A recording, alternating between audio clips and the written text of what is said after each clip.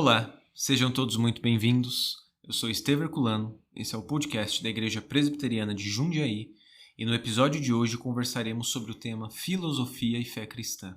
Roda a vinheta.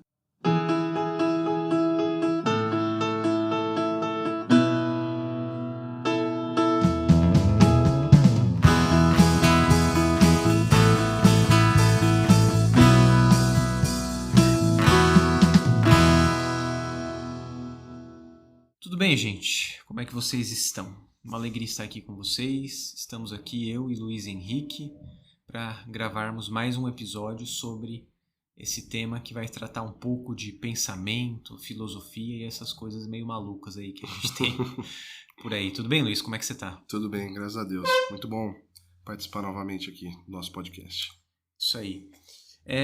Hoje a gente pensou um pouco em, de certa maneira, abordar um tema que é incentivado pelo apóstolo Pedro na primeira carta que ele escreve, no capítulo 3, falando sobre a razão da esperança que é em nós.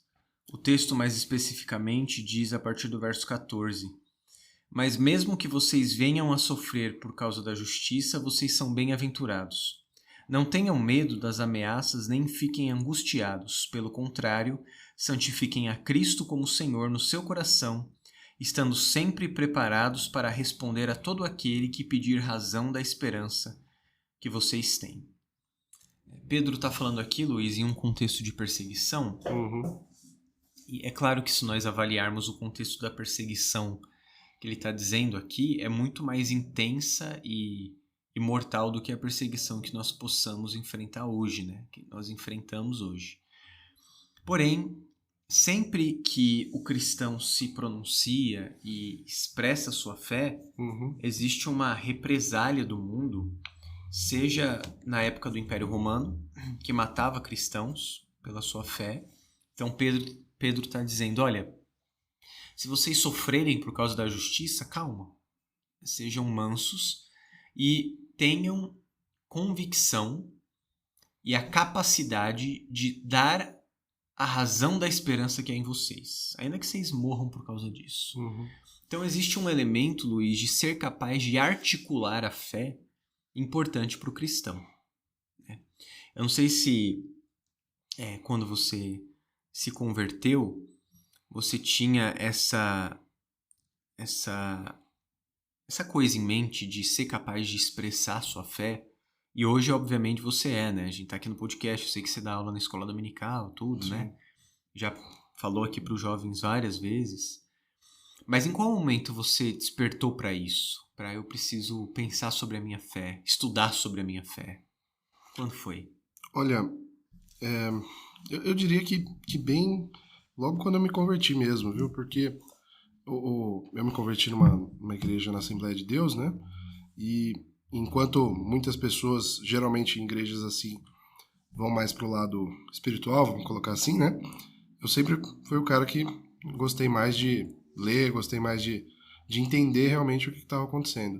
Tanto que a minha conversão em si, eu não lembro exatamente o momento, mas eu já estava participando dos cultos com uma certa frequência, e na hora do apelo, no final do culto, né? Eu só falei, realmente entendi, eu concordo com isso, concordo com essas coisas, concordo, eu sei que eu sou pecador e quero realmente aceitar e professar que Jesus Cristo é meu Senhor e Salvador. Então, para mim, acho que veio desde muito, muito novo, né? Mas eu posso dizer uma coisa também, quando eu era adolescente, isso antes de me converter, não sei se você já ouviu falar, acho que com certeza já ouviu, acho que a gente já conversou sobre isso.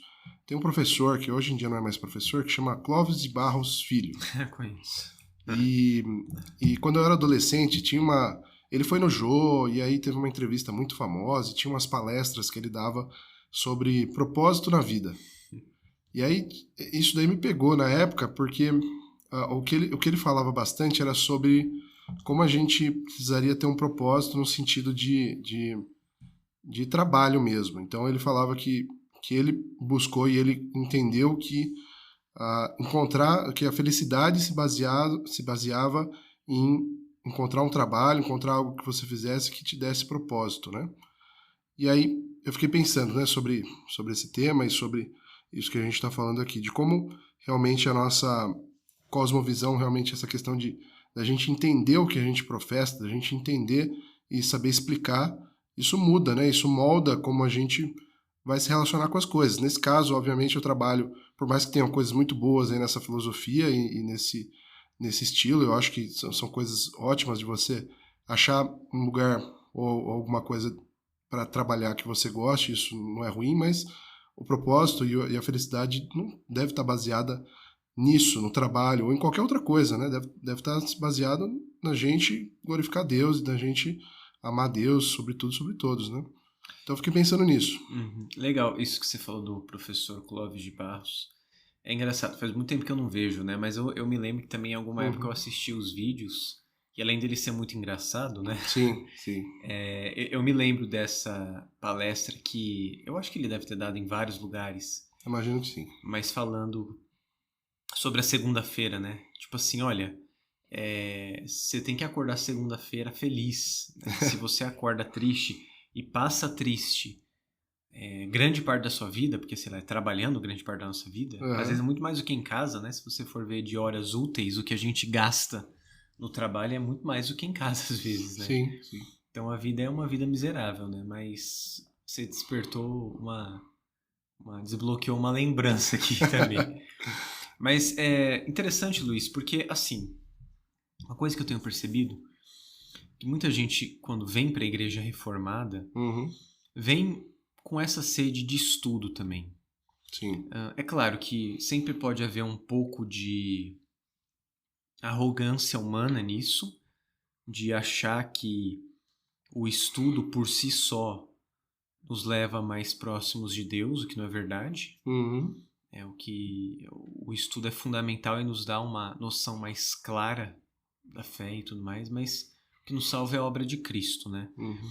Até a gente escuta muito hoje em dia até discussões sobre assim, só o calvinista é salvo, né? Só o cara que crê nos 5 pontos do calvinismo é salvo. E assim, não, né? A pessoa que crê em Cristo como Senhor e Salvador é salva ainda que ela tem uma noção não completa da sua salvação. Né? Sim. Porque se a gente depende de crer corretamente em cada ponto de uma soteriologia, a nossa salvação, de certa maneira, também é meio que baseada em obras, né? Uhum. Sim. Então, enfim, são discussões modernas. Mas o que eu ia dizer? A nossa fé, reformada principalmente, é permeada por estudo, né? por labor teológico, filosófico. E esse é o ponto que eu queria entrar, que é essa ideia da filosofia. Por mais que nós não queiramos estudar filosofia ou refletir sobre as grandes questões filosóficas da história, nós somos influenciados por pensadores mortos e a Uhum. nossa sociedade também. Então, nós vemos muitas crises modernas. Por exemplo, hoje está até um pouco ultrapassado já isso, mas se fala muito sobre esse negócio de cultura woke, sabe? Sim, sim. De que não existem heróis clássicos como antigamente, que isso é uma espécie de opressão masculina, Uhum. que as noções de complementaridade que haviam antigamente, né, são noções ultrapassadas. A cultura woke, de certa maneira, nem é mais uma cultura feminista, né? O feminismo clássico também já foi ultrapassado, é uma coisa pós-moderna mesmo, Uhum. em que muitas vezes o mal é elevado. Você assiste filmes, Luiz, hoje em dia, por exemplo, em que não há vilões mais. Os Tudo vilões anti-herói, né? Tudo anti-herói. existem, todos são anti-heróis. Os vilões têm suas justificativas muito claras para serem maus, mas eles nem são maus na verdade, né? Eles são Uhum. só um ramo que não deu muito certo, mas eles também têm suas justificativas para fazer o que eles fazem. Assim, Sim. então nós temos uma cultura diluída que produz filmes assim, literatura assim, séries assim, em que não existe nem relacionamentos fixos mais, né? Eu acho que assim, a gente pode falar de o ápice dessa cultura woke representado em séries como Euforia, né? Que é uma série, obviamente, que não dá para assistir sem fazer filtros. Uhum. Na verdade, eu não considero que ninguém assista, né? O cristão por conta de conteúdo erótico, né? Sim. Mas eu tô dizendo só que é uma das representações da época atual, né? A loucura, a traumas psicológicos, o sexo livre sem nenhum tipo de amarra moral. Então é isso. E de onde vem isso?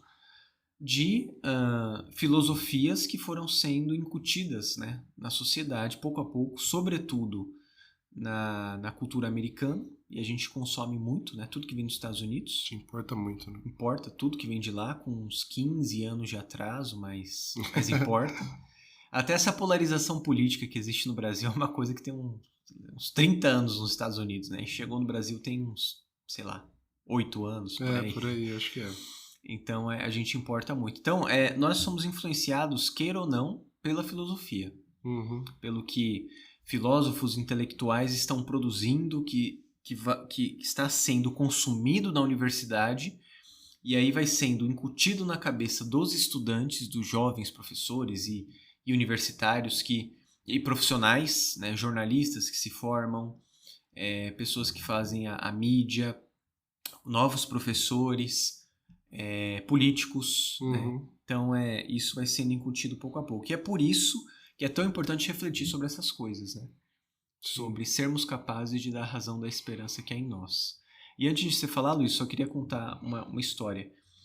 Uma das coisas que a gente estava conversando antes do podcast, né, off topics, era sobre como nós vemos jovens que são formados na igreja, que saem da igreja, quando vão para uma faculdade, têm contato com uma filosofia diferente, que às vezes é uma filosofia até péssima, ultrapassada, né? Tava contando pro Luiz como eu já conheci gente que teve aula na escola dominical a vida toda, que cresceu na igreja, foi batizada na igreja bebê, com família cristã, com irmãos cristãos, com amigos cristãos, e com seus 20 anos, 21 anos foi para a faculdade, e com 2 anos de faculdade se tornou marxista radical, né? E aí você olha a bio do Instagram da pessoa, a classe operária tudo pertence porque ela tudo produz. A pessoa trocou a fé cristã em 2 anos por uma filosofia materialista, histórica, completamente oposta à fé cristã, né? Que prega o materialismo, em que não existe uma noção metafísica, Sim. em que o cristianismo é só um dos capachos do capitalismo, o capitalismo é o grande mal que existe. Então, assim, pouco tempo. Por isso que é tão importante a gente estudar e saber da razão da esperança que há em nós, né, Luiz? Sim. Eu fiquei pensando, na hora que você falou de hoje, como a gente não tem mais vilões mesmo, só tem anti-herói. Eu assisti um filme uns tempos atrás, que é o live action de He-Man. Não sei se você chegou a ver. Não assisti o live action. E tem uma coisa, assim, o filme é ok, mas tem uma coisa que é muito legal desse filme, que eu achei muito interessante, é que o vilão do filme, que é o Esqueleto, é um cara, pra quem não conhece, né, um cara bombadão com cara de esqueleto. É isso. E aí no final, o He-Man, ele tenta convencer ele de que ele não é uma pessoa tão má assim, tenta levar ele no papo, pra não ter que brigar com ele. E aí ele meio que fala mais ou menos assim, ele fala, não, eu tô aqui brigando com você porque eu sou mal, e eu gosto de ser mal. Então realmente eu acho que a gente perdeu muito isso, né, essa questão de você ter uma pessoa que realmente é má por conta disso e tudo mais. E aí eu fiquei pensando também sobre como hoje a gente tem a cultura woke e tem as pessoas que vão contra isso.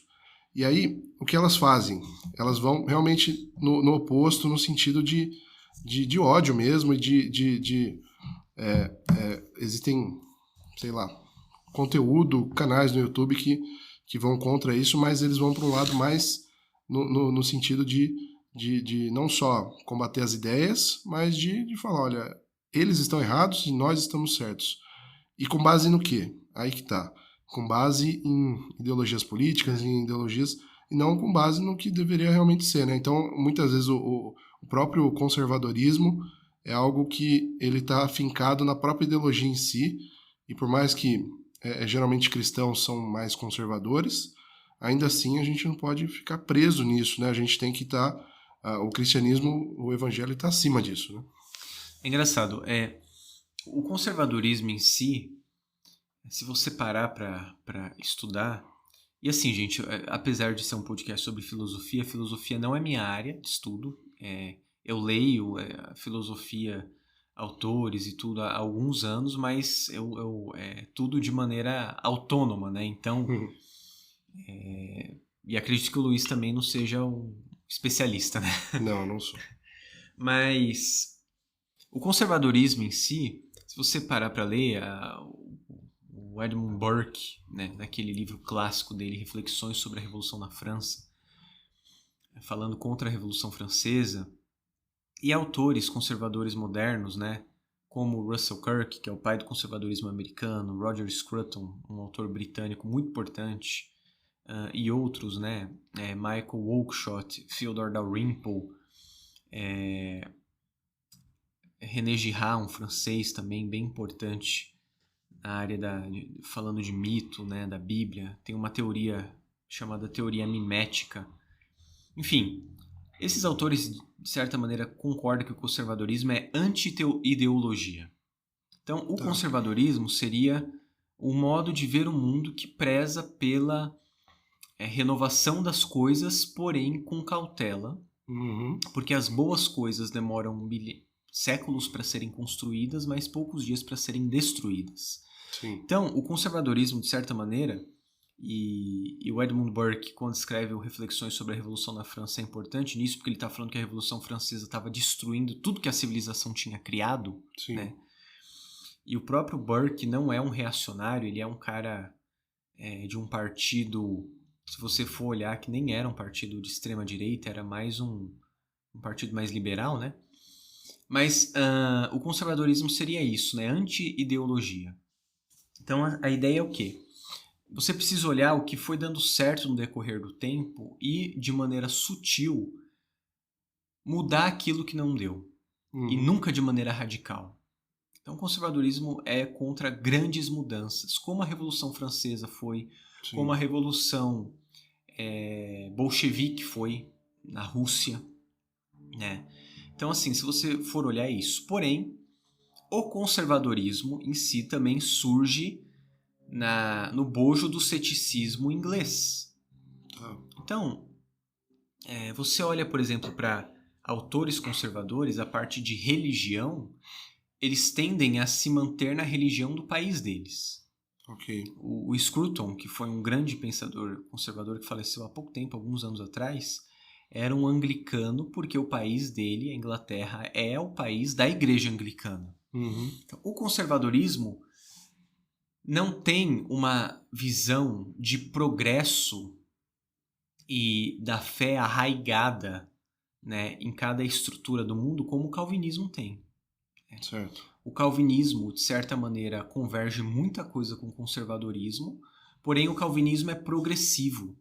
Ele vê o mundo avançando, porque Deus está mudando, né, as coisas, transformando as coisas e fazendo tudo convergir para um novo céu e nova terra. Agora, você olha, Luiz, porque nós temos de conservadorismo no Brasil, já que a gente está falando do assunto, cara, é uma coisa muito, muito maluca até. E nem é um conservadorismo de verdade, é muito mais uma resposta política ao esquerdismo. Então, assim, é discurso político, só. Né? O que você quer manter? O que existe de substancial nesse conservadorismo brasileiro? O quê? Se você olha, às vezes é a gente pedindo retorno de intervenção militar. Sim, tem muito. O que não é conservador. Né? Às vezes é um louvor à figura de alguma figura política específica. Né? Não vamos ficar citando nomes aqui. E, de certa maneira, acaba sendo complementar ao esquerdismo que a gente tem. Parece que são essas duas forças iguais, mas diferentes, que ficam brigando. E o cristão, no meio disso tudo... E é lógico, gente, a gente não está querendo falar de política aqui, causar problema, né? Mas o cristão, no meio disso tudo, precisaria ser capaz de olhar de maneira, pelo menos, mais crítica a situação. sem ser apaixonado pelo que está acontecendo. Então, a gente tem que votar no candidato menos pior, eu concordo totalmente com isso. Porém, a nossa fé é maior do que isso. Sim. Nós deveríamos olhar e falar, olha, esse mundo jaz no maligno, o sistema desse mundo vai passar e o nosso reino não está nesse mundo e é maior do que isso. Então, só dizendo essas coisas para querer mostrar o seguinte, quando o cristão não tem solidez na fé, naquilo que ele crê, ele pode se tornar também uma das marionetes dos sistemas filosóficos e políticos vigentes. Sim. E pode acabar defendendo coisas alheias à fé. Seja entrando numa faculdade se tornando um marxista radical, seja aderindo a um candidato político e achando que ele é o Messias que vai resolver os problemas, seja em qual lado do espectro político for, ou seja mesmo adotando uma filosofia que parece ser cristã, mas tem vários elementos liberais, feministas, ou machistas, ou políticos, ou... Vamos lá, entrar num assunto que você mencionou antes do podcast começar, né? Não sabemos o que vai acontecer, mas a nossa igreja está discutindo um documento sobre a legitimidade ou não de cristãos participarem de um movimento masculinista, que eu não vou dar o nome aqui, mas de subir a montanha, né? Subir o monte. Subir o monte. Isso é uma filosofia coaching por detrás do movimento neopentecostal e de dominação, né? De que o homem vai subir o monte, vai alcançar uma espécie de nirvana dele lá, vai descer o monte e vai dominar, vai conquistar, começando com a sua família, mas o seu trabalho ele vai ser o macho conquistador que manda em tudo. Vai fazer aquilo que ele deveria fazer. Exato. E para ele destravar isso, desbloquear isso, porque tudo hoje em dia, essa porcaria dessa nomenclatura, você precisa desbloquear o código, você não sei o quê. Ele precisa subir um monte, ter um encontro lá e alcançar um tipo de status elevado para voltar diferente. Cara, por detrás disso existe gnosticismo. Assim, você vai chegar num lugar, ter um encontro que outras pessoas não alcançaram, um conhecimento diferente que não está disponível a todos, só aquela seita que foi lá, subir um monte para descobrir. E quando você ter esse encontro com esse conhecimento, com essa gnose, você vai ser capaz de voltar e de maneira diferente, né, conduzir sua casa, seu trabalho e ser o legendário número 2, sabe? Então, assim, você vê que é uma velha filosofia travestida de modernidade, assim. Não existe nada novo debaixo do sol. João já falava sobre isso, né? Exato. Só mudou um pouquinho o jeito, né? As coisas, elas não são novas, né? Só são revestidas, né? Muda um pouquinho ali um conceito ou outro, mas no final das contas é tudo a mesma coisa. Mas eu fiquei pensando sobre essa questão de que é algo que realmente acontece, né? Muitos jovens que são criados na igreja, eles acabam indo para outros lados quando eles vão para a faculdade ou quando há uma separação do núcleo da igreja, do núcleo familiar. E eu fiquei pensando nisso. A pessoa, ela cresce, ela realmente tá ali dentro da igreja, ela participa de escola dominical, ela vem aos cultos, ela tá engajada, às vezes, numa sociedade interna, alguma coisa assim, e ainda assim, ela, quando vai para a faculdade, vai estudar em algum outro lugar, muda, em pouco tempo. E óbvio, né, a questão da conversão, eu acho que é o que mais impacta nisso, mas ainda assim, quando a gente pensa, né, nessa questão e é o que eu estava falando de quando eu me converti, de realmente da gente saber expressar a nossa fé, da gente saber explicar a nossa fé, eu acho que vai muito disso, de realmente não só aprender intelectualmente aquilo, mas poder praticar aquilo. E eu acho que é isso que às vezes faz mais diferença nesse caso, né? Com certeza. Eu peguei aqui uma bibliografia rápida para falar, que a gente já está com um tempo legal de episódio, mas só para dar uma noção disso, né?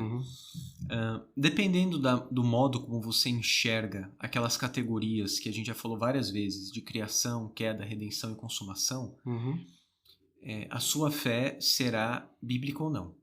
Certo. Eu peguei aqui, tem um livro muito bom chamado Filosofia Bíblica, de Drew Johnson.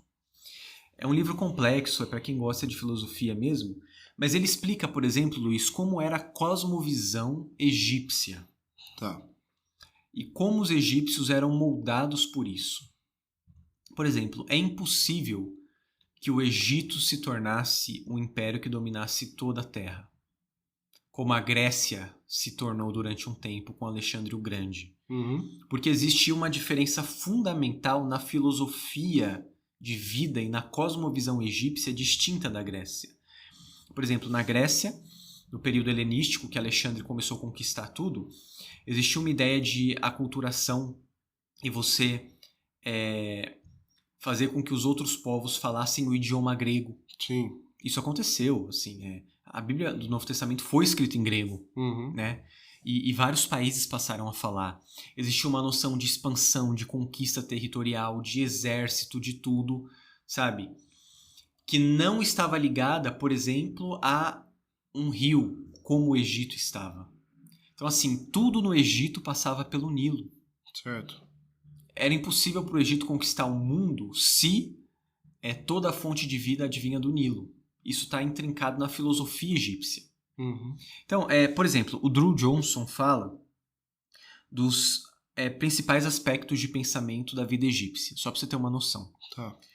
Primeiro, criação do cosmos à base de água. O Egito foi fundado durante a criação do cosmos, onde o universo começou como um monte primordial, sendo em sua origem tirado da água. Isso já é uma coisa que afeta a cosmovisão que a pessoa tem.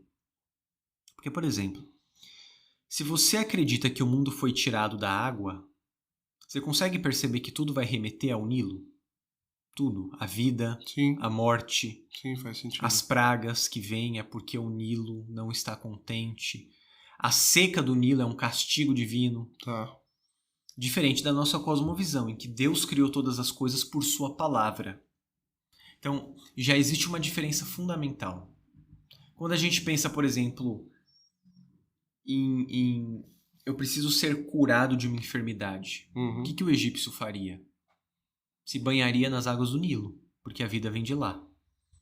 E o hebreu? Não, o hebreu oraria ao Deus que fez o mundo. Uhum. Então, existe uma diferença fundamental. Sim. Segundo aspecto, os egípcios raciocinavam analogicamente a partir da experiência com sua localização física peculiar ao longo do Nilo. O egípcio não pensava em termos de outros lugares. Ele pensava no Egito. Ele pensava que o mundo começava e terminava às margens do Nilo. Uhum. Então, o que importa? Aquele pedaço do Egito. Os deuses se concentram ali. Qual a necessidade de expansão, né? Qual a necessidade de uma expansão territorial gigante? Tanto que o Egito é invadido, é depois destruído e acaba. Hoje você olha para o Egito,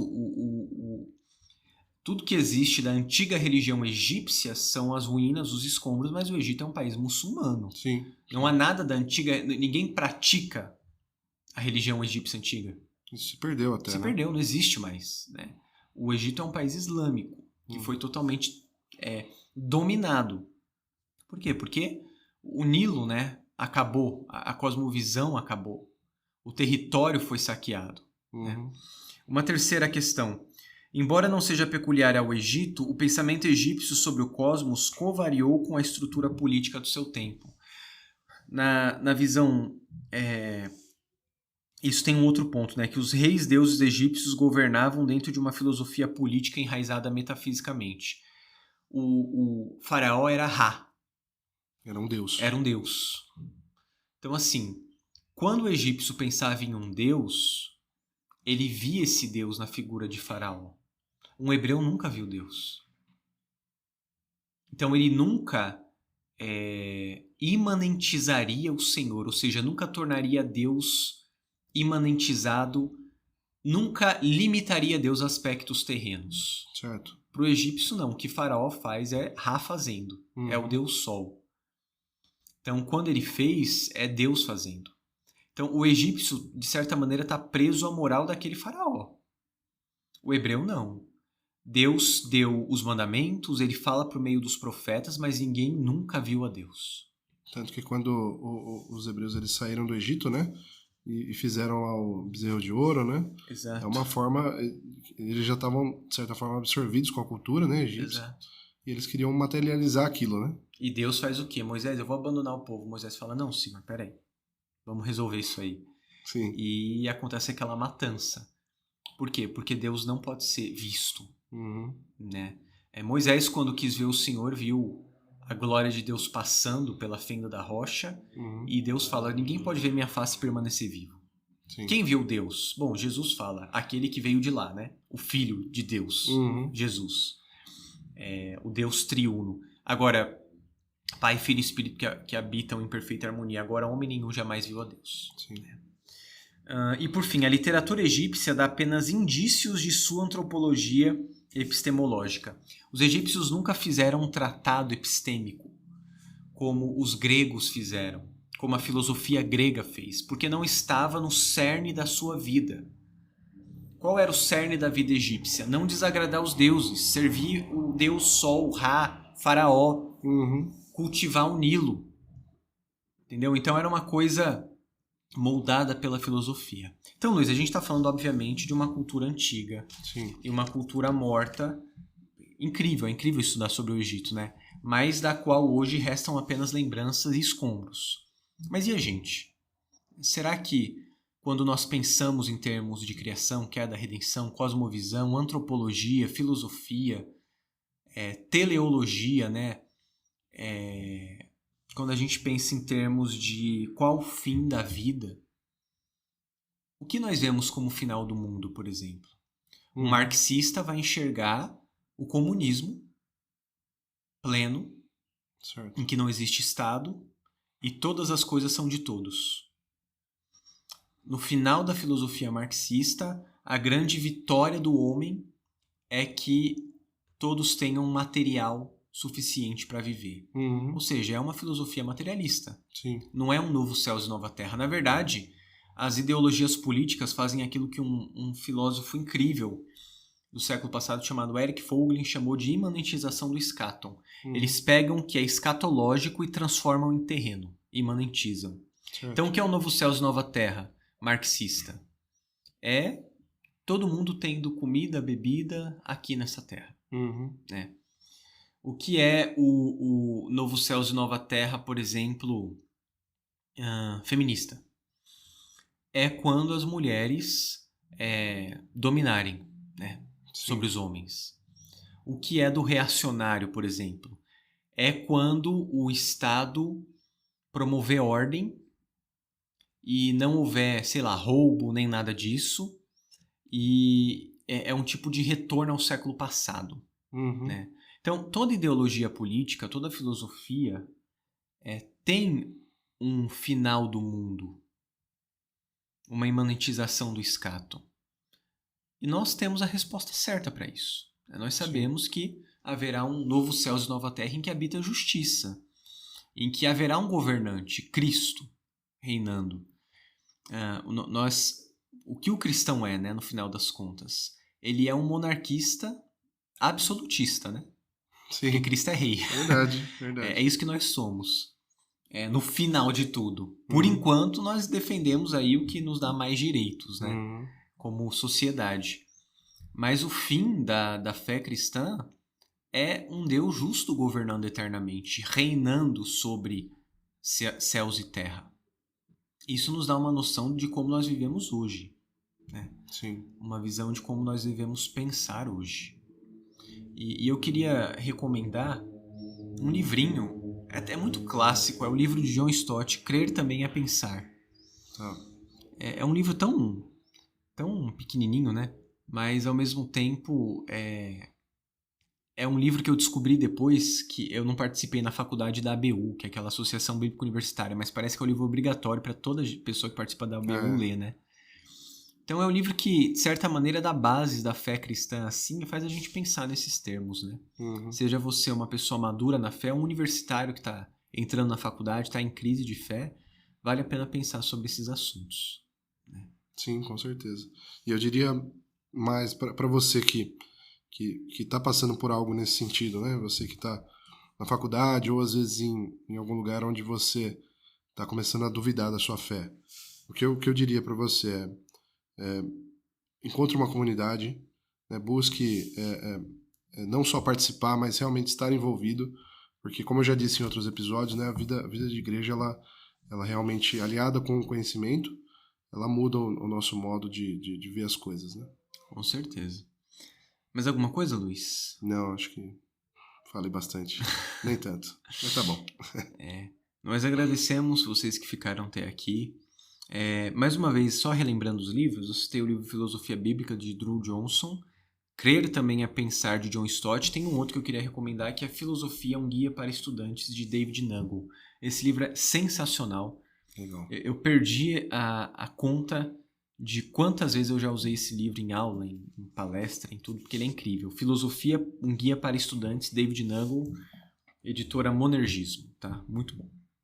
E nós agradecemos você que ficou até aqui e pedimos que, se você foi edificado por esse episódio, você compartilhe nas mídias sociais desse episódio, com seus amigos, com esse jovem aí que está tribulado, precisando de Jesus, Sim. precisando de direção, e que você siga a IPJ nas páginas do Instagram, ative o sininho de notificação no Spotify e nos siga para receber mais conteúdos edificantes como esse. Que Deus te abençoe, um abraço e até a próxima.